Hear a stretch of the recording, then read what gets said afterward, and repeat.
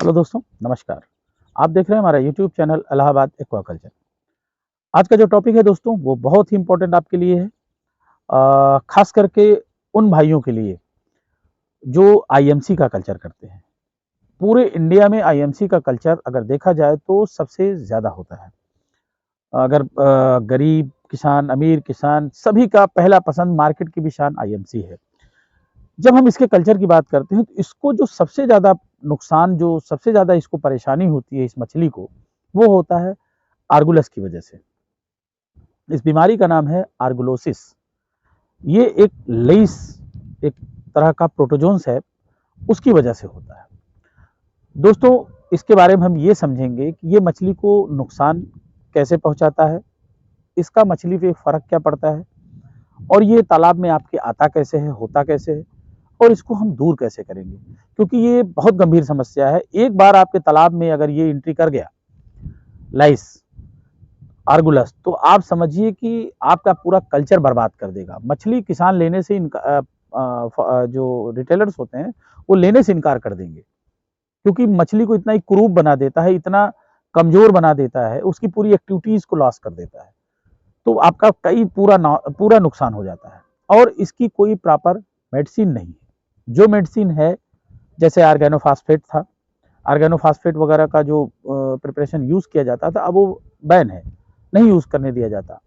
और यूट्यूबर्स भाई जो हमारे बताते हैं साइपरमेथ्रिन या जो एमेट्राज वगैरह या और भी जो पेस्टिसाइड्स हैं, उन वो पूरी तरह बैन है। अगर उनका आप बार बार प्रयोग करेंगे, एक इसके पहले भी आता था डाइफ्लोरोबेंजोन, ये भी एक सॉल्ट यूज होता था, बट वो भी बैन है। वो रिकमेंडेड नहीं है फिशरी डिपार्टमेंट की तरफ से, या फिश मेडिसिन जो कंट्रोल बॉडी है हमारा, उसकी तरफ से ये पूरी तरीके से बैन है। उसका यूज आप नहीं कर सकते। साइपरमेथ्रिन वगैरह जो आप यूज करते हैं, प्रिकॉशनली बताते हैं, मगर जो मेडिकल काउंसिल है जो फिशरीज का, वो रिकमेंडेशन इसका नहीं देता। अगर इसका आप प्रयोग करेंगे बार बार तो अपने आप को रेजिस्टेंस बना लेंगे और वो काम नहीं करेगा। यानी कि आप एक दो बार साइपरमेथ्रिन अगर उसी पॉन्ड में आप यूज कर लिए तो तीसरी बार उसका डोज काम नहीं करने वाला है। डोज आपको बहुत हर बार बढ़ाना पड़ेगा, वो हर बार अपने आप को मेंटेन कर लेंगे उसके अगेंस्ट में। तो उसका पूरा प्रॉपर ट्रीटमेंट मैं आपको बताऊंगा, और बहुत इफेक्टिव मेडिसिन है। तो आपको पहले तो मैं ये बताना चाहता हूं कि आर्गुलस है क्या। आर्गुलस एक प्रोटोजोन्स है, और उसके द्वारा ये इन्फेक्शन फैलाया जाता है। प्रोटोजोन्स में बहुत सारा वैरायटीज है, और बहुत सारा चीज़ होता है। जैसे आप ह्यूमंस का समझ लीजिए, जैसे आपका स्कैरिस है, लम्ब्रिकाइडिस है, ये सब होता है। इसी तरीके से फ्लूक वगैरह है, लाइस वगैरह है, ये सब प्रोटोजोन्स में आते हैं। और इनके द्वारा फैलाया गया जो इन्फेक्शन है, मेनली बॉडी को वो एनेमिक कर देता है।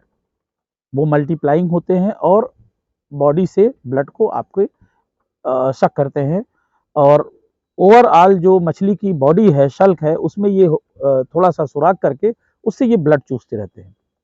और ये फ्लू अगर गिल में घुस गए तो गिल से ये ब्लड शक करेंगे। तो पूरे बॉडी से ये मछली का जब खून चूसेंगे दोस्तों, तो मछली जो होता है वो बिल्कुल एकदम कमजोर हो जाता है, फीडिंग के लायक नहीं होता, स्विमिंग के लायक नहीं बचता, एकदम बिल्कुल स्लो स्विमिंग करता है, बॉडी रब करता है आके किनारे तालाब के। और कोई भी हार्ड सरफेस पे चीज़ें होती हैं, कुल मिला के वो किनारे ज़्यादा रहना पसंद करता है, और अपने बॉडी को रब करता रहता है। पूँछ को बार-बार सतह पे आके वो तेज़ी से फटक के जो है आवाज़ करके फिर अंदर चला जाएगा। तो ये इसका पहचान है कि आपके आईएमसी कल्चर जब आप कर रहे हैं, अगर ऐसा सिम्पटम मिले, मछली तालाब के किनारे आए, मछली आपको बार-बार किनारे रब करती हुई दिखे, मिट्टी में रगड़ करती हुई दिखे, वो आपको दिख जाएगी। जब आप वॉच करेंगे तो ये दिखेगी। और बार-बार उसके सतह पे पानी की सतह पे वो पूँछ फटकने का काम करेगी। अगर ऐसा है तो आप निश्चित रूप से आपके तालाब में आर्गुलस लीस ये बढ़ रहा है। अगर ये बढ़ गया तो आपका पूरा कल्चर ये बर्बाद हो जाएगा। पैसा बहुत खर्च होगा, और फिर भी उसको खत्म करते-करते वो पूरा ग्रोथ आपका ले बढ़ेगा। इसलिए इससे बहुत सतर्क और बहुत सावधान होने की ज़रूरत है। इसका प्रिकॉशन ज़्यादा परफेक्ट है, बेटर देन क्योर के। अब ये होता कैसे है, पहले हम ये समझते हैं। आर्गुलस उस तालाब में ज़्यादा होता है जो किसान भाई गोबर ज़्यादा यूज़ करते हैं। अगर गोबर खाद आप फ्री का पाए हैं और आपको लगता है कि गोबर से पूरी मछली हम तैयार कर लेंगे और हमको कुछ 1 रुपया भी नहीं खर्च करना होगा, तो आप मेरा गारंटी है कि उसका डबल तिबल आपको खर्चा करना पड़ जाएगा। अगर वो इन्फेक्शन आ गया, तो आपको कोई बचा नहीं सकता। तो गोबर आपके लिए पूरा आपका कल्चर ही गोबर बना देगा। तो धुआंधार आप गोबर का प्रयोग अपने पॉन्ड में बिल्कुल भी मत करिए। एक सिस्टम है, एक तरीका है जिसके तहत आप उसका यूज करिए ताकि आपका प्लांटान मेकिंग का जो प्रोसेस है नेचुरली वो बने, मगर वो गोबर आपको 7 डेज के अंदर का हो, ताजा हो, और उसका आप एक प्रॉपर तरीके से जो डोज होता है उसका प्रयोग करिए। आप एकदम से धुआंधार आप गोबर का प्रयोग मत करिए। पुराना गोबर, सड़ा हुआ गोबर, पास जिसको बोलते हैं, खाद बोलते हैं, वो सब प्रयोग मत करिए। उसका कोई यूज नहीं है पॉन्ड में। तो ये एक चीज से आपको बचना है, एक चीज।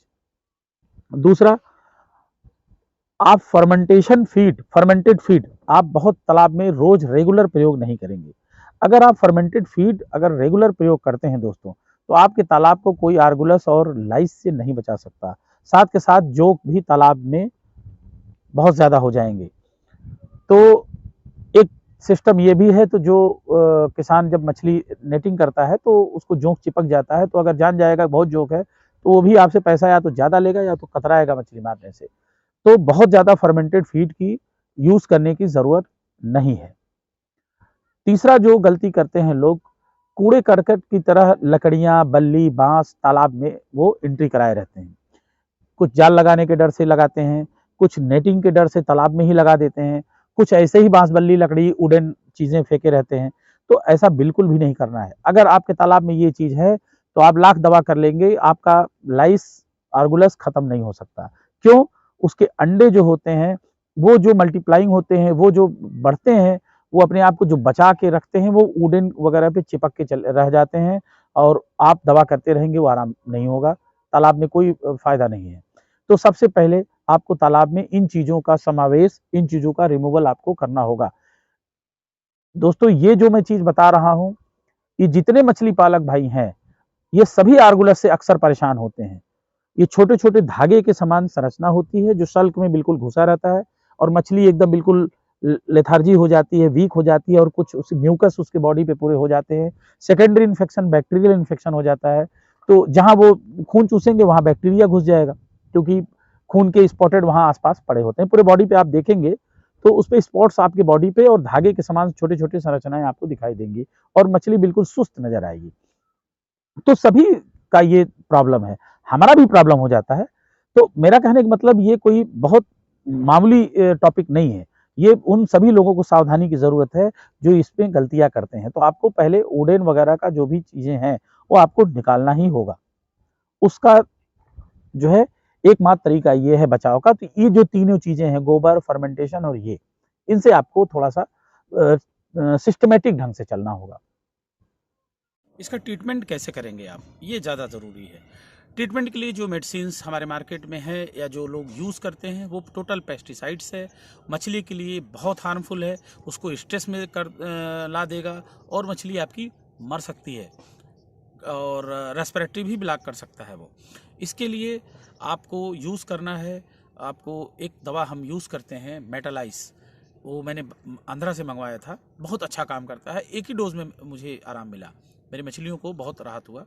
और एक दवा आती है CRI का, वो दवा भी जैसे सीफा हमारा सेंट्रल रिसर्च सेंटर है फिशरी का, ऐसे ही एक CRI भी उसका ही सेगमेंट है इसके एनिमल्स के लिए।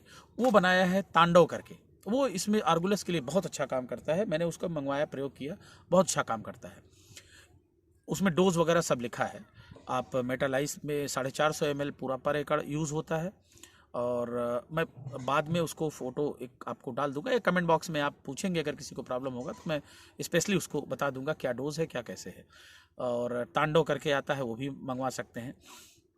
इसके अलावा जो प्रिपरेशन साइपरमेथ्रिन या एमेट्राज या टैटिक वगैरह जो यूज़ होता है, ये आप प्रयोग बिल्कुल मत करिए, वरना आगे आपकी परेशानी जाएगी नहीं, मुसीबत बढ़ा सकती है। जो दवाई मैंने दोनों बताए हैं, तांडव और मेटालाइस, इसके अलावा आपको मैं बताऊं कि आपको सेकेंडरी ट्रीटमेंट भी करना होगा, क्योंकि ये एक्टो पैरासाइट्स वगैरह इतने आसानी से छोड़ते नहीं हैं। जब वो छोड़ते हैं तो घाव छोड़ देते हैं, तो सेकेंडरी बैक्टीरियल इन्फेक्शन भी हो जाता है। उसमें आपको पोटेशियम परमैंगनेट और साल्ट बाथ भी कराना है।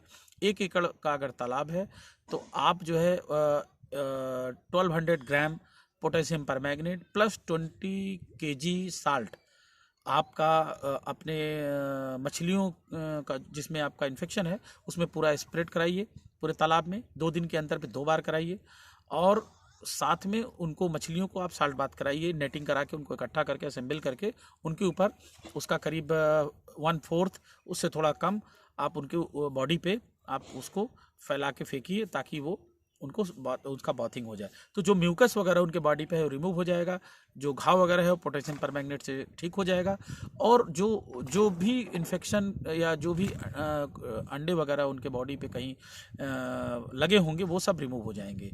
तो नमक भी इसमें बहुत काम करता है, प्रोटोजोन्स में, प्रोटोजोअल इन्फेक्शन वगैरह में।